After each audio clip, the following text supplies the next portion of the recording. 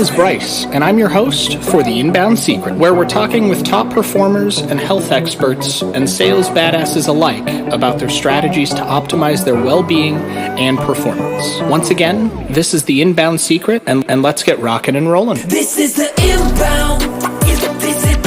This is The Inbound. This is The Inbound. The Inbound. This is The Inbound Secret.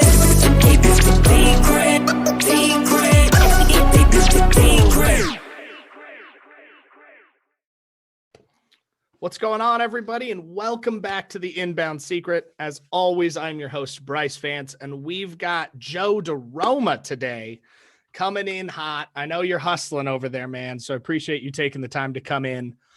Now, I'm going to let you tell your story because it's impactful, it's passionate, it's really kind of just an inspiration. But for everybody listening, I want to give you a quick intro. Joe is the managing partner of the Successful Male here in North America. He's a certified coach from Newfield in ontology, something that's called somatic disposition. We're going to have to talk about that because just the words alone caught me. And you're leading the way towards developing a global community of men to better themselves. Is that correct? That's correct. Yeah, our mission statement's very clear: to develop 1 million men around the globe into the best versions of themselves, high charactered, high integrity, financially savvy, emotionally intelligent, so that they can leverage all that to make an impact on their families, their communities, and of course, their nations. I love it, man. I love it. Here at The Inbound Secret, we're all about helping people thrive, not just survive. And you're like the epitome of that, right? So without further ado, man, introduce yourself to everybody. Tell us a little bit about yourself. And then I want to go back a few years and talk about like old Joe and what got you here. Okay? The messy guy that we were talking about the other night, that guy. Yeah. Yeah, man.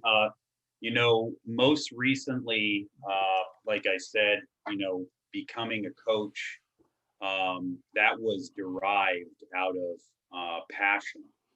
It was derived out of leading people and hospitality. I've been leading restaurants for over 15 years now, and discovered along the way that I was very passionate about people development. Being a person who's transformed my own life and living in my highest potential and high performer. Doing all that, I discovered that I wanted to help others do the same for themselves in whatever capacity, personal or professional, right?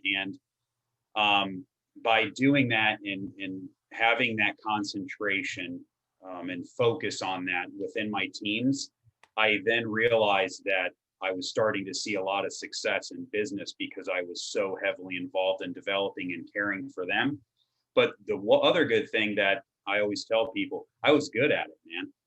Like I'm just naturally good. I make people feel special and comfortable when they're around me. I have good energy and I know that, and I show up for them.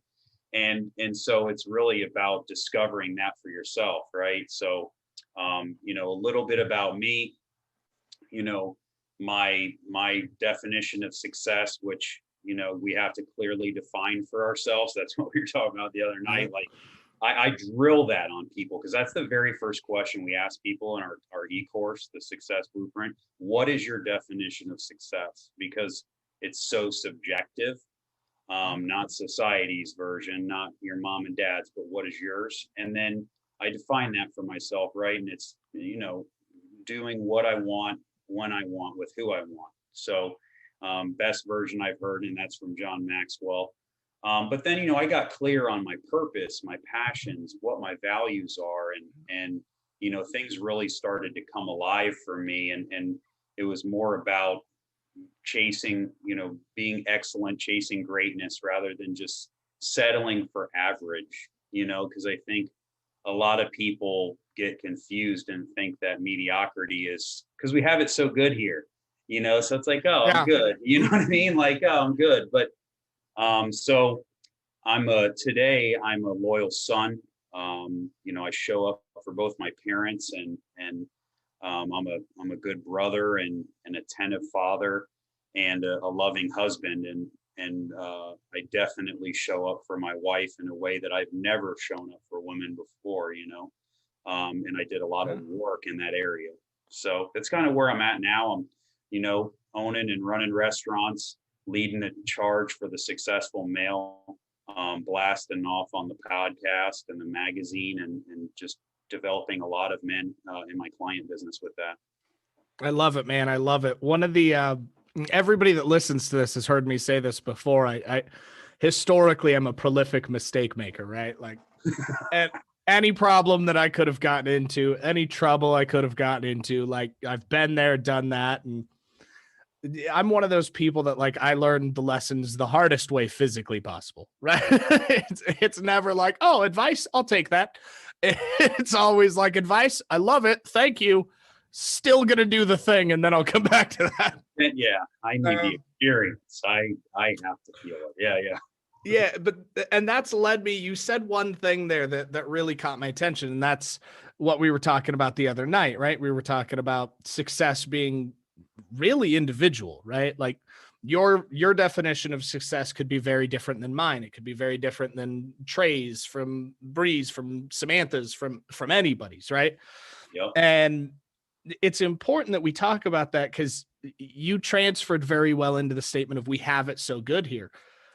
For those of you who are listening, think about your average American household. Even in the poverty line, we're still bougie compared to most of the world, right? We're blessed to be able to have that, but it comes with its own set of consequences. I talk about socioeconomic brainwashing and complacency being like two of the biggest issues that are, for the lack of a better term, infecting Americans and any country that has westernized culture, right? That's a great term for it, though. That's what it is. Yeah. Yeah. And I love the fact that the successful male is about changing the things that we inherently were bred to believe and just got passed on and passed on and passed on. And I can tell you firsthand, like the man I was 3 years ago isn't even a shadow of the man I am today. And I had to go through a lot of the stuff that you're helping other men worldwide solve. I just had to do it myself because there wasn't a you in my life at that time, right? So I implore you for that. I think that's super inspirational. Now, talking about that, because both of us have messy pasts, so we're going to talk about it a little bit. We know who you are now. We know what your mission is, right? Change 1 million men across the world to be the best version of themselves, right? And you've gone through a lot of stuff to get there. Tell me about old Joe. Like what's the history of Joe that fire started in? You're like, nah, I gotta help people with this. Well, that's a good way of putting it. I'll start it by saying the best compliment that I've ever received in my entire life was from my wife. One of the first times when we were dating, we went and hung out with one of the only friends that I still have around because he's just a really good guy. And he always has been. We went out to dinner with him and his wife, and I lived with them for a year. Like him and I lived together for 3 years in a house, but like his girlfriend, who now is his wife, lived with us for a year. And they were just telling me stories of me and blackouts and, all this craziness that I was doing. And my wife just looked at me and she said, I literally can't even bring into reality in my brain that was ever who you were. And that right there tells me is like the true testimony of how powerful transformation of thought and attitude really is when you do the mindset and belief system rewiring, right? So that being said, I started at a very young age. I guess decided to get real messy real early. I was suffering from mental illness and deep depression and was in my first residential psychiatric hospital at 14 years old and was already, using drugs at that time.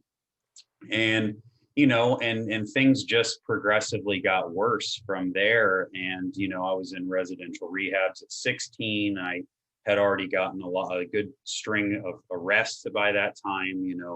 um, I never was really the violent type, more just doing really dumb stuff, like just being a mess. And, I dropped out of high school 6 months before my graduation date. And my parents just looked at me like I was the dumbest person on the planet, like just finished. And it just wasn't for me. I couldn't sit still. I didn't see the value in doing stuff that I had already learned and memorized. I wasn't wired that way. I love learning, but I don't like the memorization and the testing and all that stuff to see how great I am and how much I know, which again, that's deep cultural context that we could have in a whole other episode about. But so things just got, progressively worse for me. And I would say, like I tell a lot of people, I didn't come from a bad home. I have alcoholism and drug addiction on both sides of my family, and there is a lot of pain and a lot of dysfunction as a result of that. But my mother instilled in me very good values and integrity, and I was raised in the church. So it wasn't like I didn't know, like it wasn't like I wasn't taught the right things, I chose with my own mental illness and addictions to take a different path, and I was absolutely wrong. So, like you said, just a big mistake, right? Like I had to learn. Well, I want to add to that. There's a lot of similarities in like your story and what I myself have gone through.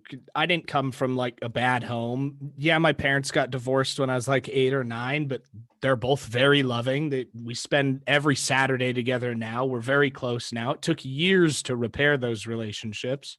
Oh yeah. But it wasn't that I didn't know. It's for whatever reason at that time in my life, I decided to be completely wrong in the way that I wanted to go. And tell me what you feel on this, because I love this topic, because it shows that for all of you watching and listening, if we can overcome this, if we can every day strive to be a better version of ourselves, you can too. That Yeah. if you need to reach out and talk to one of us, feel free to reach out. We are all here to help you. Just know that you can do it. But it wasn't one decision back then for me. Everybody seems to have this thought process of you made one decision that this was how your life was going to go. I didn't wake up on a Tuesday and think, want to do drugs and drink all the time and get kicked out of school and screw up my future. That never crossed my mind. It was tiny little decisions every day that just built up to this gigantic snowball. Of a few years into that, I was like, what the fuck happened? Yeah.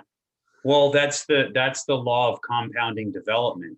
And people think that they only associate it to like the debt snowball, but that is in the negative space and in the positive space, right? And the law of compounding development is, you pretty much said the definition, but it's small, simple steps done consistently over time produce radical outcomes, right? Like it's, and it's more about the habits that I had that dictate my future, rather than like, I made this one big, I mean, I did make a lot of one big mistakes, right? Like, but their majority of them, like you, was just choosing day after day to not show up for me, right? And to continue filling this empty hole inside of me with women and drugs and alcohol and cars and jobs and clothes and money. And none of it had anything to do with filling that spiritual hole or any type of love on myself, right? Because so much of the reason why I had to keep using was because I wasn't living in my integrity. I knew I should be living up here, right? And rather than raising my behavior to meet my standards and goals, I just kept lowering my standards and my goals to match my behavior, right? Yeah. And then guess what? I continue going down. Then I start hanging out with other people that are lower, right? Yeah. Because the other people don't want to hang out with you, or you hang out with the drinkers, or then sometimes you hang out with the dry goods people, and then sometimes you hang out with all the people going to raves. Because I'm in Tampa, Ybor was big back then, you know. And it was like you had these little pockets of people, and it was like, you know what? I was just whoever I needed to be in that situation, rather Yeah. than, hey, this is who I am, and these are my convictions, and this is what I stand for. Yeah, it's a big thing. Like I talk about this with a lot of people, and I've done a few shows where like there's just a genuine connection between us, and we have this type of conversation. And it's interesting when we get to candidly talk about this, because the hardest thing I think I've ever had to do was take a look at myself. I started seeing a psychiatrist and a counselor, but was to take a look at myself and find out that I'm toxic, right? It wasn't looking at mistakes that I've made and making amends with it. While that was difficult, the hardest thing I've ever had to do was look at myself and objectively and truly vulnerably look at myself to find the things that were causing challenges and problems and issues, and dedicate not only time and money and resources and all that, but dedicate really my life and my mind to resolving those. Yeah. This is my 10th podcast in the last 6 weeks that I've been on. And what you just said, I'm probably have said on 6 out of the 10, that, because everyone's like, well, what was that like one turning point for you? And I said the same thing. The instant that I surrendered and finally said, I'm going to take responsibility for my life, actions, and results, directly or indirectly, that full acceptance of that's when change could start to flow in, right? Because then I'm no longer fluent in victimese. You know what I mean? Like, it's not the cop's fault. It's not my mom's fault. It's not my girlfriend's fault. It's, it's my fault. And and like you said, taking that ownership is incredibly high level of humility. And at the same time, it's the single greatest kind of seed, or whatever you may call it, necessary for you to grow and move forward. And listen, everyone's bottom's different, right? Like, we know this. And you don't have to go through what Brian and I went through. Your bottom you don't have to go all the way down to the bottom floor. Yours could be right, or you could just be facing something very tough right now and just need to take responsibility for that. It's that choice time after time. Yeah. And it's oddly empowering. Like once you open yourself up to that point where it's just a holistic thing that you're doing for you, really, but you're doing it for everybody at the same time, right? But it all starts with you. I always relate it to, because I do a lot of like business coaching and like ecosystem coaching and stuff. And a very common topic in that is, well, I need to make sure to take care of so-and-so. Well, yes, you do. Make more to give more, like one of my close friends and coaches, Akbar, says. But there's a reason why you put on your oxygen mask before your child's when an airplane crashes. Yeah. You have to take care of yourself first before you can serve somebody else. Exactly. And it's like that trickle down concept, right? Like, everybody says trickle down economics doesn't work. Maybe not. That's a whole different discussion. But the holistic view of top down servitude does. Yep. And I think, to your point, there's nothing faster for me than getting the help of a mentor. Nothing accelerates your results faster than that, period. Oh, absolutely. Yeah. So much of my success since changing my life in 2009 has come as a result of, I always have 2 to 3 mentors at all time, a spiritual mentor, a business mentor, and a mastermind mentor. Always, without a doubt, because guess what? Kobe and Michael had Phil, and if you look at my books back there, you might see 11 rings. That's why he has more than can fit on his hands. You know what I mean? So it's like, if those guys who are incredibly high performers have them, then who the hell am I, There's even probably Tony Robbins something has a coach, you know what I mean? Even he had Jim Rohn, you know what I mean? It's like, yeah, I mean, Tony Robbins started the freaking industry and he had a coach, right? Yeah. There's probably something to it. So let's move a little bit further. We talked about old Joe, super inspiring, impactful story. We know where you are now. What were kind of the middle steps? I know you're a restaurateur, you're a coach for men. We've got to talk about whatever, let me look it up again. Whatever somatic disposition is here in a second. What were these stepping stones that kind of got you through all of this, not only holistically, spiritually, and mentally, but to your definition of success? Great question. My build to where I am now was a little bit slower than others because I had a lot of mess to clean up. The first 3.5 years that I was working on myself, I didn't have a driver's license from, my arrests. And 2 months into making the decision to change, I had my son. So like I had a lot of stuff going on, you know what I mean? Yeah. And again, I was, the very first thing I did was, get help for my alcoholism. Second thing I did was I picked up reading, which, before I told my mom, who's a secondary English major, that reading is stupid. I remember saying that to her, how stupid is that to even say, but my mind was so crazy that I had to listen to Sade in my earphones to read my books on the bus to and from work.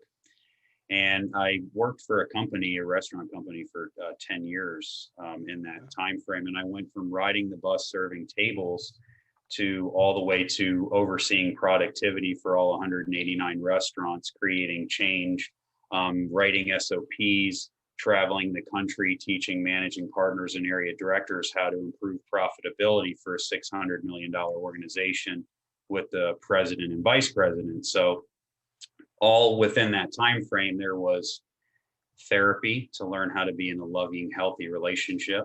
Because although my folks stayed together, they weren't the beacon of love and tolerance to one another. I had to do that. I had to learn how to not objectify women and see them as a possession, but see them as an equal partner and in a relationship that we could grow together. I had to get into meditation, which I'm a daily practitioner of that now for a little over 11 years. I had to get into enriching my spiritual condition. And then about 2 years in, I got the bug for leadership.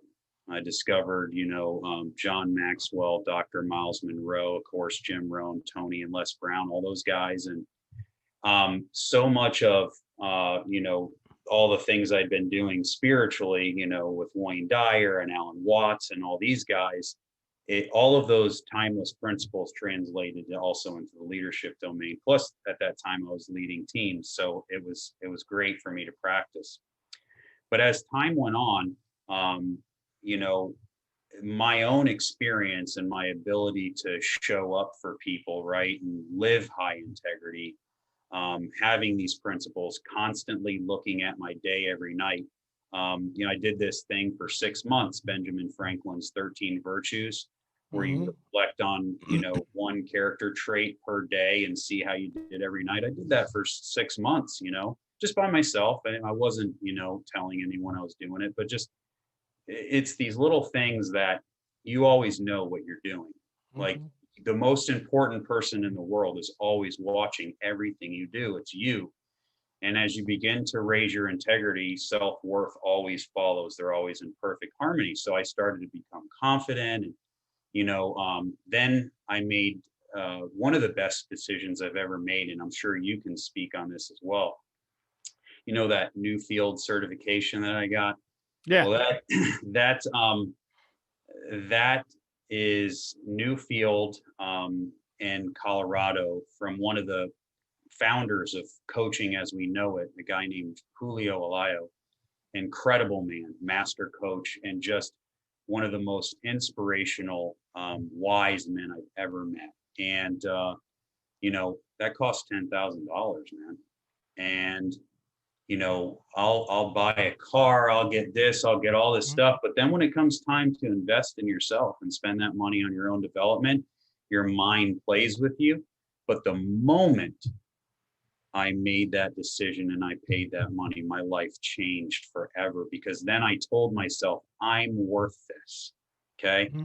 And that program, again, a whole other, more evolution of changing my whole entire world, right?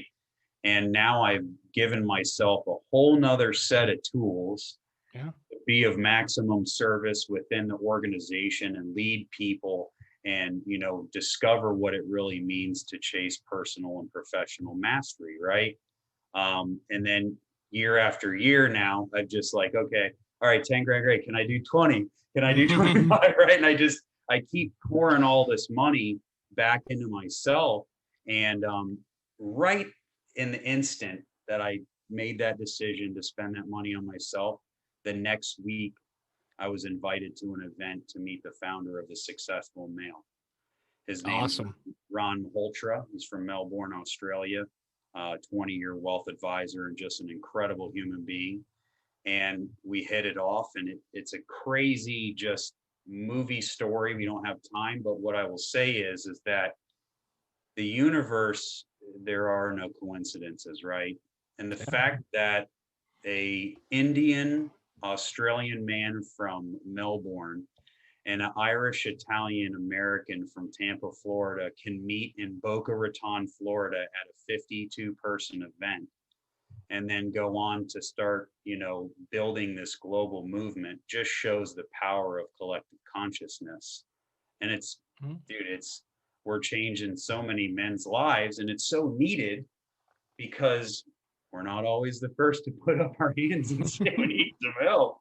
You know what I mean? But the statistics around suicide, domestic violence, like we just were talking about, drug and alcoholism, are staggering with men, and it needs to change, man. Lastly, and then I'll kick it back to you, the somatic dispositions, which I know you're interested in that, right? And a lot of people ask me about ontology as well, right? And, oh, you're an ontological coach. Well, that's great. What the fuck is that, bro? You know what I mean? Like, that's a mouthful. Ontology is the study of being, right? So our being. And, within our being, we have what makes it up, which is our body, emotions, and language, right? So, somatic dispositions is the body aspect of it, right? Body language, understanding energy and metaphysics in terms of, exploring your energy signature and things of that nature. Like I always tell people, if you don't believe in body language and that has any effect, go tell your dog in a happy, playful voice what a piece of shit they are and see how excited they are. It's not about the language, right? Yeah. Like, just that human and just that species and element to everything is so invigorating. But then you have, right, creating coherency between the body, emotions, and language, right? Or the mind intelligence and heart intelligence. Which when you create that coherency and you can get into that space, I know you've gotten into flow and we've been talking about that too. When you get into that space, you have limitless possibilities for your future, man.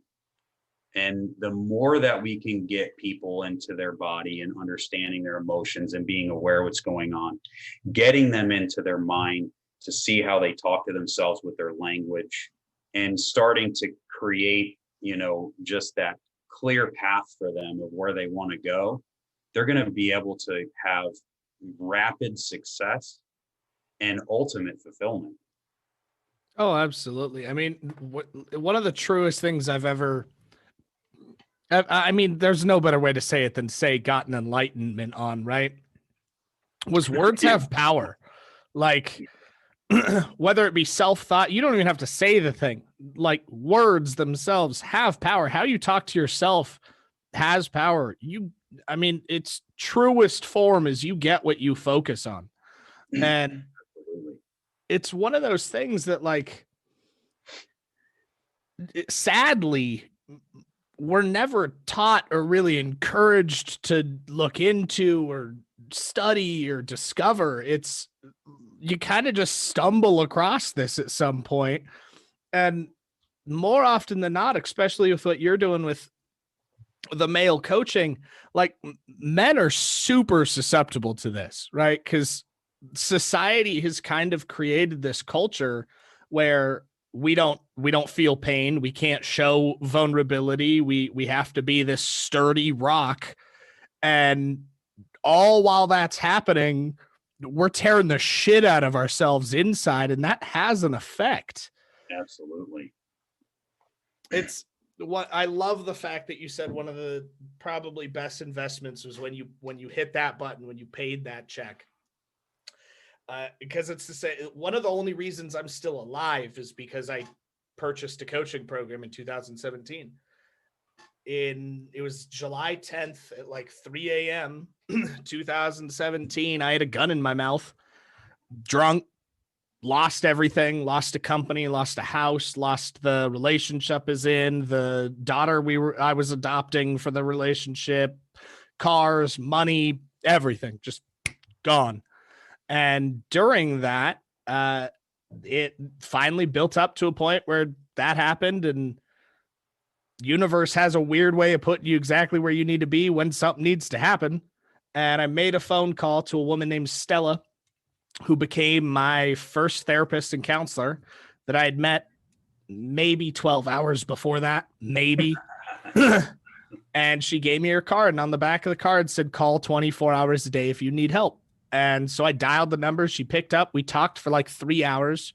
And then like that morning, I hired my first couple coaches, and it wasn't cheap. It was, if you really want to call it what it is, at that point, I was $57,000 in debt. I had like $15 in my pocket, and I maxed out some credit lines and some cards that I had just to be able to do it.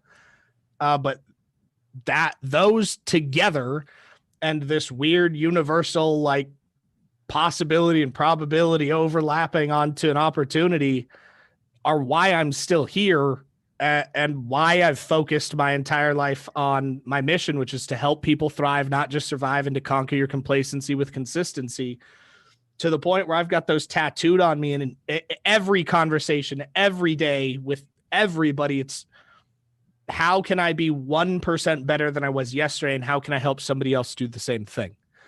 And it's terrifying to invest your last dollar in yourself. Yeah. But it is by far the best decision I think I've ever made. Yeah. And I want to show you this real quick. Tell me if you can see it. It's coming in now. I can see it. Yeah. It took a while. Inspiring men to thrive. It's literally the tagline on one of our thumbnails for our podcast as well. So no wonder we hooked up, bro. No wonder we hooked up. Love that. Hell yeah, man. Hell yeah. So we've only got a few minutes left. So let's wrap this up. We typically have this little bit of a tradition here where I hand it over to the guest and I have them do what we call the 3 favors. Okay. Favor 1 is your biggest, juiciest piece of gold that you think people should take action on today to start changing their life, to help them thrive, not just survive, help them conquer their complacency with consistency in whatever it is you believe. Favor 2 is your favorite of something that's changed your life, your favorite coaching program, your favorite book, your favorite place, your favorite hobby, your favorite audio, your favorite something that's helped you. And then third, how can people get a hold of you? Where can they connect with you? Where can they reach out if they want to get to know you? Where can they join your movement, become part of the solution? And if they need to join your coaching program, if they want to join the Successful Male, where can they find that? Absolutely. That's a juicy big three, bro. Yeah. That's like the old juicy fruit commercial, man. Except the flavor lasts longer than about 2 minutes. So exactly. God, you're right, man. That flavor was so underwhelming. Oh my God. All right. So number one, man, my biggest, juiciest piece of advice. Wow. I would say I'll just go on what I have, what I've been rolling with right now, right? Because there's just, you always got something that you're on, like, oh, this is my shit right now, And what I'm on right now is saying no to everything that doesn't align with the vision you have for your life. One of the most rampant addictions in the world is people pleasing. And I am a recovered people pleaser. And I want people to understand that no is a complete sentence. And there's two essential factors when we say no. And that is we get to keep our dignity and our freedom. And when we say no, when we want to say no, we get to keep our dignity and freedom. And when we say yes, when we really want to say no, we give up our dignity and our freedom. And it goes along with exactly what you said as far as not putting the oxygen mask on yourself before helping your child on the plane. It's the same principle. So determine what your vision is for your life and say no to everything that isn't that. And then you'll measure yourself how productive and focused you can be. That's number one. Number two is, what was number two? Your favorite something, book, place, relaxation method, meditation, your favorite something. Yeah, I would say my favorite thing to do is to travel, man. There has never been something more inspiring and enlightening in my life than, I've been to Bali and Spain and, all these different places. And it's incredible what it does to me in terms of enriching my extreme thankfulness that I like to practice every day. It does something to me in terms of really getting to see the world and just not only how small I am on it, right, and that humility, but also to see that there's a lot of work for us to be done in terms of helping to elevate the consciousness of the collective and continue driving the pace to serve the world. So, and absolutely. Then the last thing, of course, I remember this, dropping the offer and the business and the movement. And, we had all these plans to do live events and create, this space for men to come, like-minded individuals, and talk about ambitions and success and goals. Because women do a great job at that, man. They kick our ass with networking. We're, if we're not at a softball field or at the bar or something, it's like we don't hang out, It's because we're stubborn as hell. Oh, yeah. Yeah. So, with the website, thesuccessfulmale.com, you can hook up with us there. Our core program is the Success Blueprint. That's where the magic happens. That's where the transformation takes place. And it's holistic, right? Life is not one-dimensional. So your development shouldn't be either. It's multi-dimensional. We cover finances, things, that stuff we weren't ever taught in school. We cover relationships, how to be a great and effective communicator and all those things, networking, how to be a leader. We will cover mindset and mental health, as well as business and career fundamentals, right? So really bringing those 4 domains that men seem to be suffering in and elevating your success. And you do that with the course and a mentor. And we also do have mentors. So if you want to become a mentor with us and become a coach with us, you can. We also have, some eBooks The podcast is out. Myself and Ron Mahaltra have been rocking that out hard. Just like you, we've been jamming on Clubhouse stacking up the guests and invitations. And listen, you can connect with me, Joseph DiRoma, on Facebook, Instagram, and LinkedIn is where I have a heavy presence on all three. And if you're shy, you can email me at josephdiroma@thesuccessfulmail.com. And, we're going to keep driving the pace, Brian. Right on, man. Right on. I appreciate you making the time, man. Everybody listening, all of you people here in the Inbound Secret, reach out to Joe, whether it be you just want to make friends with the gentleman, you want to join his movement, you want to make an impact, or you just want to level up. It's worth the time to find him, whether on social or email. Go check out The Successful Mail. Check out the podcast. Where are you listed on the podcast now? We're on everything: Spotify, Apple Podcasts, Stitcher, all the heavy hitters. Awesome. Go find his podcast. Give it a listen. Give it a subscribe. I know you're out here changing lives, man. I appreciate you coming on once again. Thank you, man. Pleasure to connect. This is the Inbound Secret.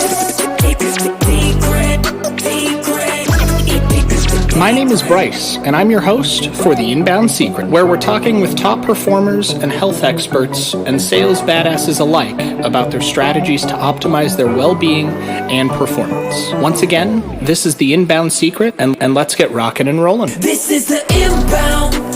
This is the Inbound.